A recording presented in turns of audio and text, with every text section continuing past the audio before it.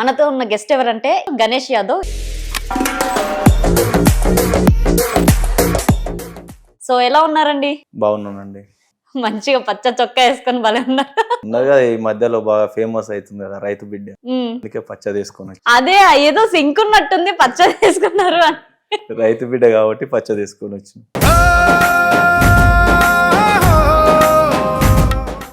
ఆడవాళ్ళ గురించి ఎక్కువగా రీల్స్ లలో చెప్తుంటారుగా. సో మెయిన్ గా గర్ల్స్ కి కావాల్సింది ఏంటి? పెళ్లి చేసుకునే ఆడపిల్లలకు నేను చెప్పింది ఏంటంటే, పెళ్లి చేసుకునే ఏ ఆడపిల్ల అయినా వాళ్ళ అయ్యమ్మ కాడికి పోయి అల్లునికి అంత కట్నం ఇస్తున్నా ఎంత కట్నం ఇస్తున్నా అని చెప్పే బదులు ఆడపిల్ల చేయవలసిన ఫస్ట్ పని ఏంటంటే,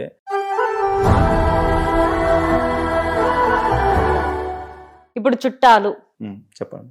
మనం ఎదుగుతుంటే ఒకలా ఉంటది, ఎదగకపోతే ఒకలా ఉంటది. చుట్టాలది రిలేషన్ ఎట్లుంటది అంటే, ఇంటికి వచ్చి ఒక ఛాయ్ తాగి పోరాళ్ళు వచ్చిన తర్వాతకి నా కొడుకు అమెరికా పోతున్నాడు, నా కొడుకు కారు కొన్నాడు, నా బిడ్డే వేరే జాబ్ చేస్తుంది అని చెప్తారు. ఒక ఇంటికి వచ్చి గొప్పలు వాళ్ళ గురించి, ఏడున్నోళ్ళ గురించి తక్కువ చేసి మాట్లాడుతుంటారు. వాళ్ళు ఆ మాట చెప్పిన తర్వాతకి వాళ్ళ ఇంట్లోకి వెళ్ళిపోయిన తర్వాత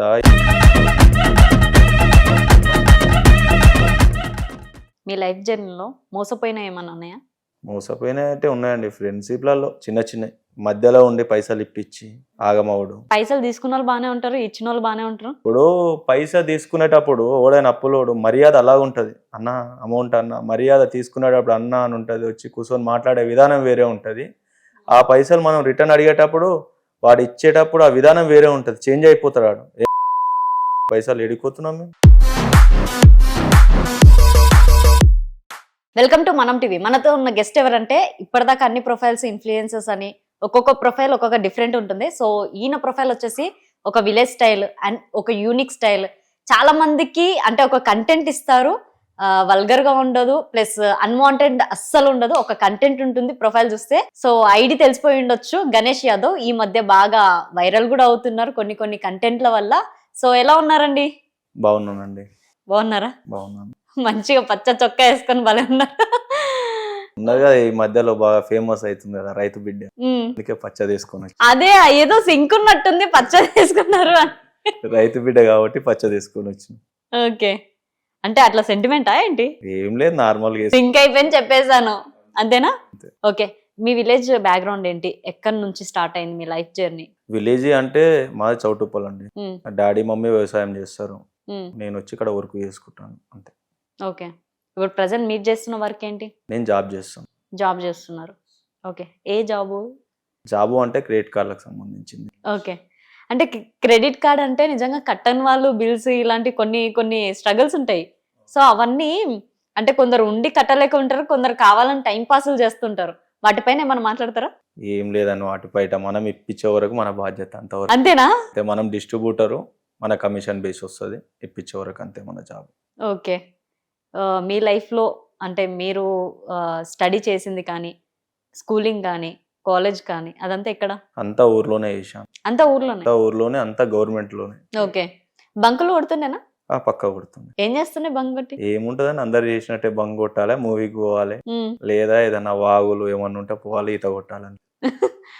ఓకే, స్విమ్మింగ్ అనేది నిజంగా అప్పుడు వాళ్ళకైతే బాగొచ్చు, ఇప్పుడు వాళ్ళకి వెళ్ళి ట్రైనింగ్ చేసినా కూడా రావట్లా. అప్పట్లో అంతే, దోస్తులు అట్లా ఉండే అప్పట్లో బంక్ కొట్టినామంటే బయటికి పోవాలి, తిరగాలి. ఇప్పుడు అట్లా లేదుగా మేడం, ఏమున్నా కానీ సెల్ ఫోన్లు, పబ్జి గేమ్స్ తీసుకుంటే రీల్స్. ఓకే, మీ రీల్స్ ప్లాట్ఫామ్ ఎలా స్టార్ట్ అయింది మరి?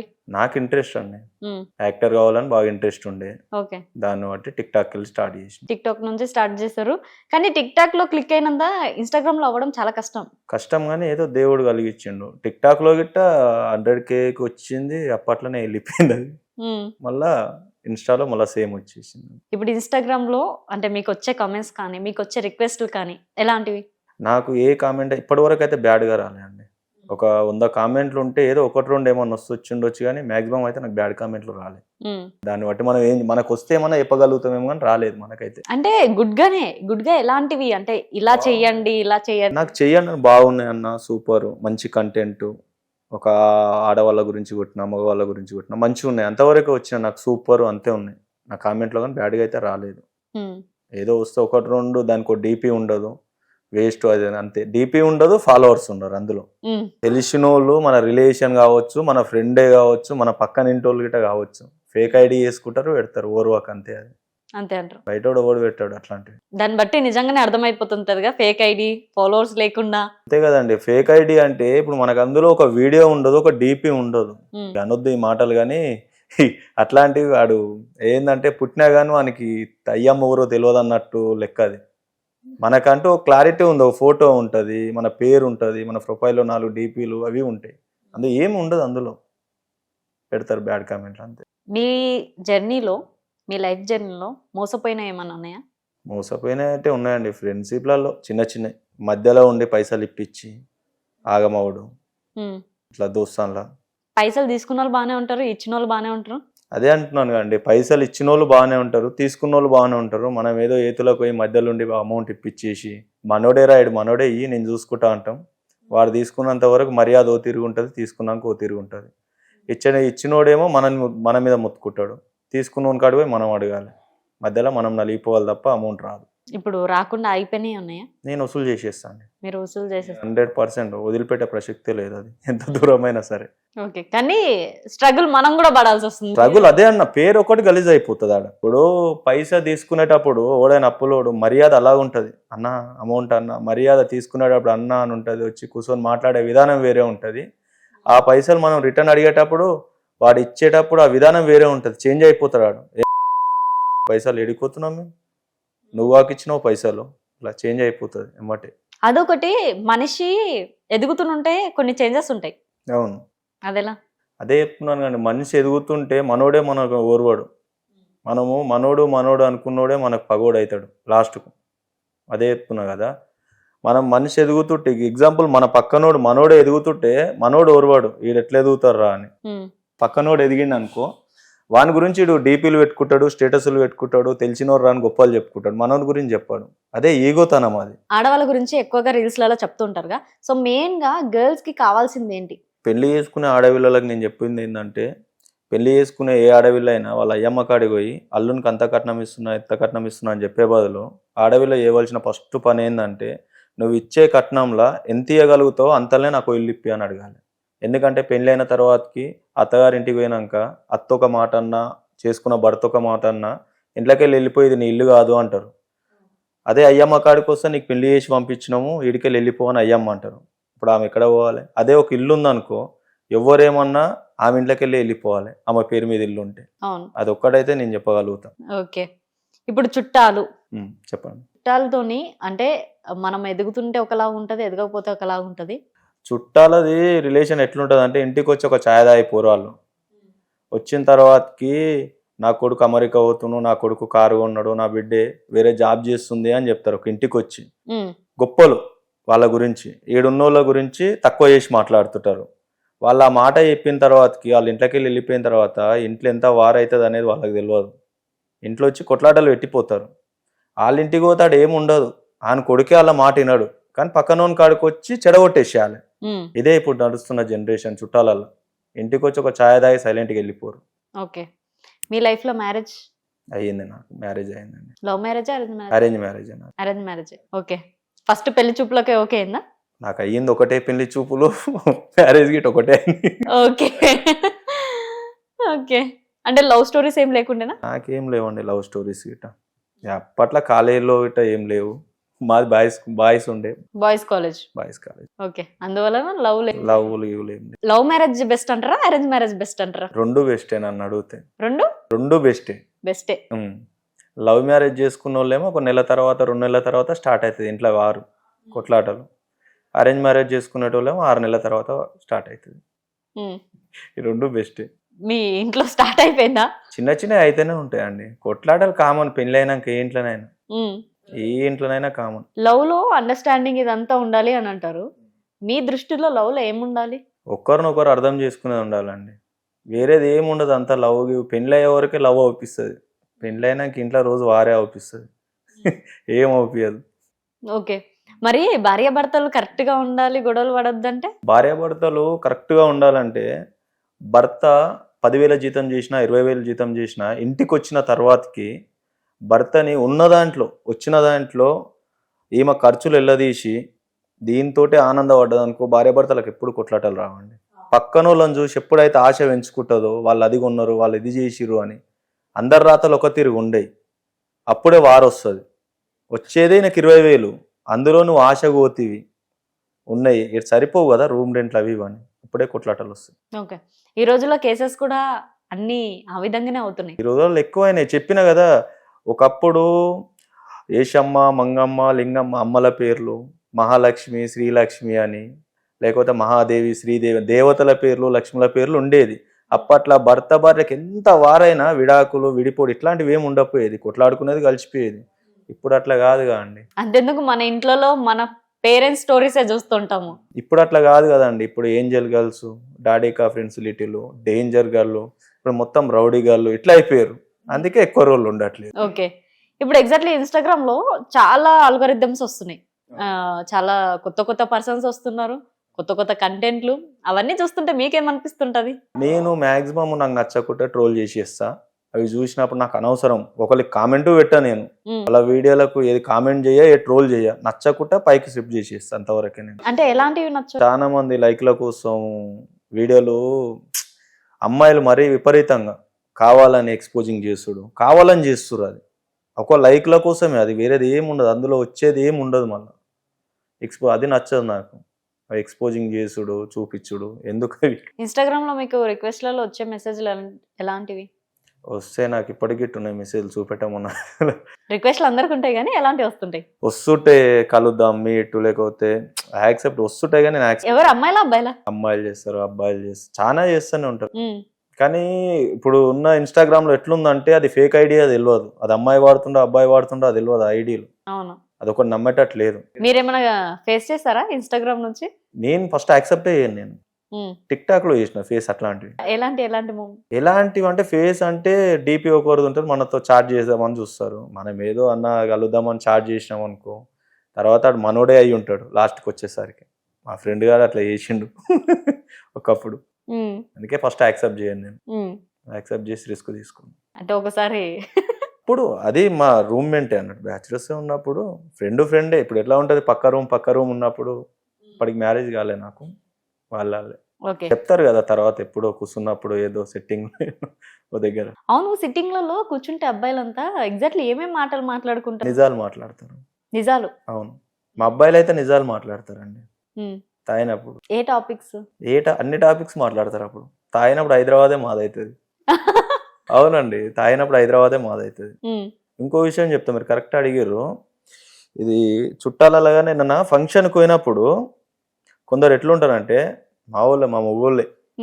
మన ఇంట్లో కూర్చున్నప్పుడేమో ఓసీ మామూలు చీప్ లిక్కర్ ఏదైనా తాగేస్తాడు. బయటికి పోయినప్పుడు 100 ఫీవర్స్, బ్లాక్ డాగు, దాని పేరు గిట్ట చక్కగా తెలియదునే, నేను ఆ మంది అయితేనే తాగుతా అంటారు.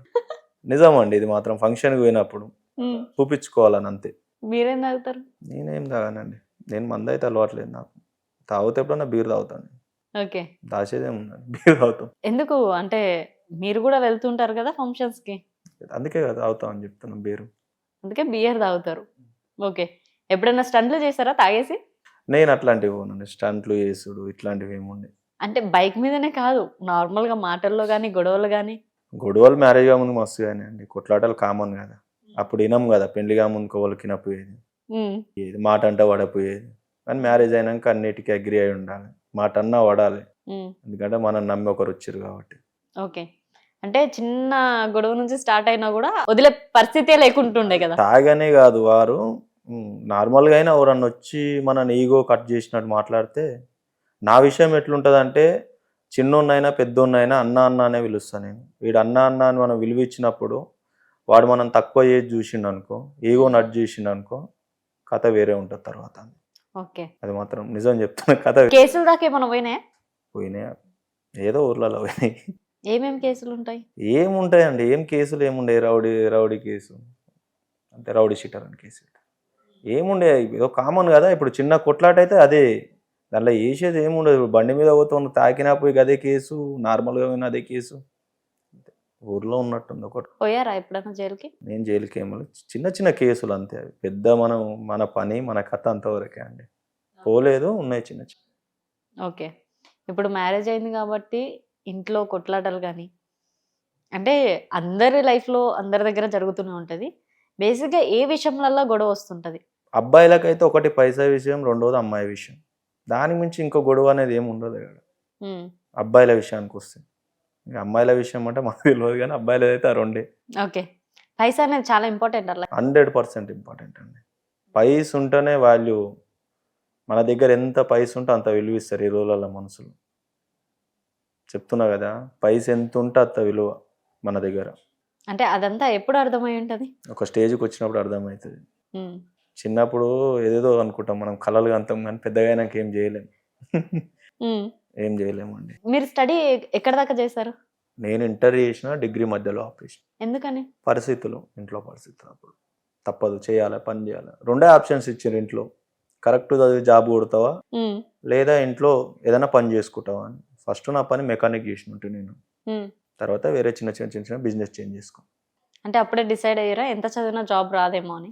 జాబ్ రాదేమో అంటే ఆ రోజులలో మనకు ఉండే పరిస్థితి, మిడిల్ క్లాస్ లైఫ్ ఎట్లుంటుందంటే పైసా పెట్టాలండి దేనికైనా. పైసా పెట్టాలంటే మన అమ్మాయిని ఇబ్బంది పెట్టాలి ఫస్ట్. మనం కరెక్ట్గా అవుతామా అంటే మనం చదివేది పాస్ అయ్యే వరకే అవుతాం, మరీ నెంబర్ 1 అయితే రాకపోయేది.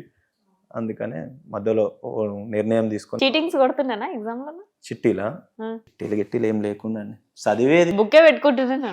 స్టడీ మాత్రం మంచిగా చదివేది. మనం చదివిన దానిలో ఇప్పటి వరకు అయితే సప్లిమెంట్ అనేది పోలేదు. పాస్ ఫస్ట్ స్టెప్ పాస్ అయినాం.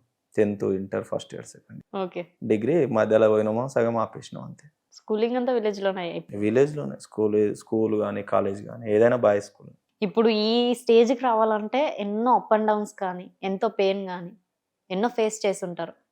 దానిలో ఏమైనా ఉన్నాయా బాగా మెమొరీ? ఉన్నాయా అంటే ఉన్నాయండి. ఇవి మనం వీడియోలు చేసేటప్పుడు కానీ చేసేటప్పుడు మన అమ్మాయికి లేని తోటి చెప్పుడు, మీ ఓన్కేం పని ఉండదు అరబైగా వీడియోలు చేస్తారు చిల్లర కానీ, ఇట్లాంటివి చెప్తుంటే నేను అర్థమయ్యేటట్టు చెప్పేది.